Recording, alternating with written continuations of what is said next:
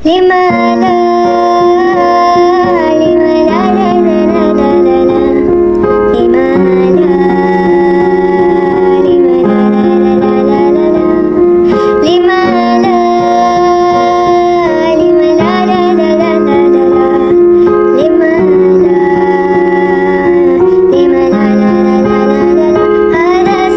আলাইকুম।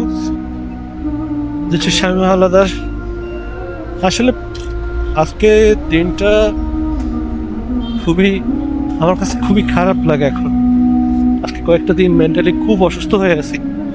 এই জিনিসটার কারণটা হচ্ছে এই যে বাচ্চারা যে মারা গেল, ছোট ছোট বাচ্চাগুলো মারা গেল, পুরো ছাই হয়ে গেছে একদম।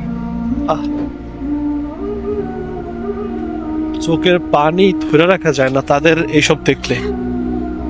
এই বাচ্চারা মারা গেছে, তাদের বডিগুলো অন্তত কতজন বাচ্চা মারা গেছে ওইটাও এক্স্যাক্টলি আসলে কেউ বলেন, ওইটাও হাইড করা হয়েছে। বাচ্চাদের নিয়েও ভাই পলিটিক্স করতে হবে, তাদেরকে নিয়েও আপনাদের এরকম করতে হবে। আপনাদের মনুষ্যত্ব কোথায়? আপনারা যে মানুষ, আপনাদের মানুষ হিসেবে আপনারা কি পরিচয় দিতেছেন?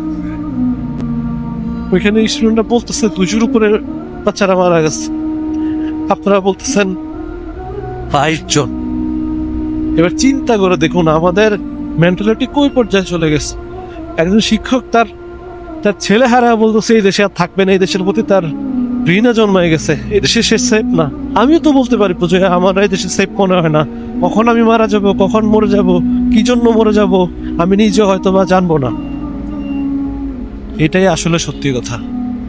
একের পর এক খুন, গুম, মার্ডার, ধর্ষণ সবকিছু হয়ে যাচ্ছে। কোনো কিছুর জন্য ওইরকম ভালোভাবে অ্যাকশন নিতে আমি দেখি, অ্যাকশন নেন।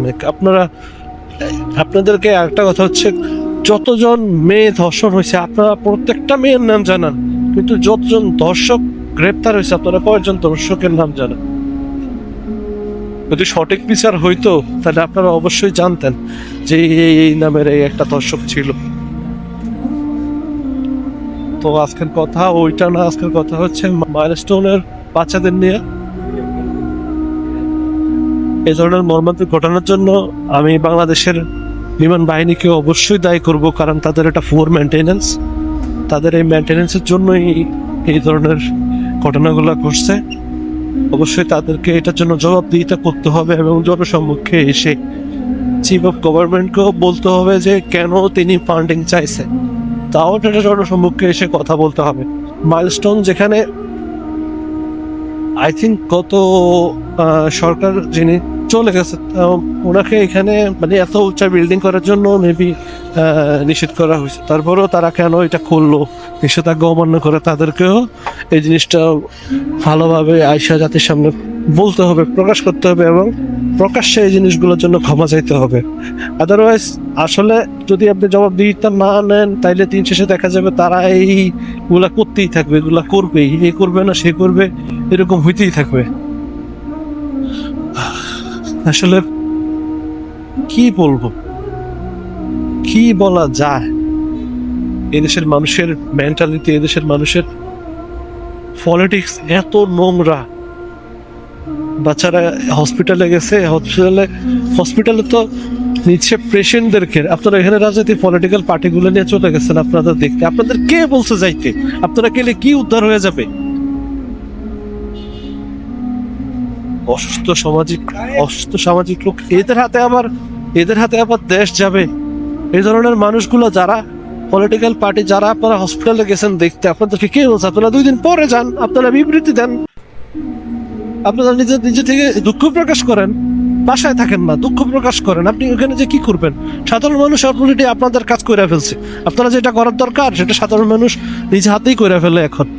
এখনকার বিচার মানুষ অন্যদিকে হসপিটাল থেকে লোক আসবে, ফায়ার ফাইটার থেকে লোক আসবে, এগুলো দেখে না মানুষ। এখন আর বাংলাদেশের মানুষ নিজেরাই এগুলা নিজ হাতে দায়িত্ব নিয়ে কাজ করে ফেলছে। ব্লাডের জন্য যে মানুষ ফোর্স করছে, ব্লাডের মানুষ অভাব হয়েছে, হাজার মানুষ ব্লাড দিতে চলে গেছে। তো আসলে সেটা হচ্ছে নোংরা পলিটিক্যালটা আপনারা বন্ধ করুন, আর হচ্ছে দেশটাকে সুন্দর করুন। এটাই। সবাই ভালো থাকবেন। আসসালামু আলাইকুম।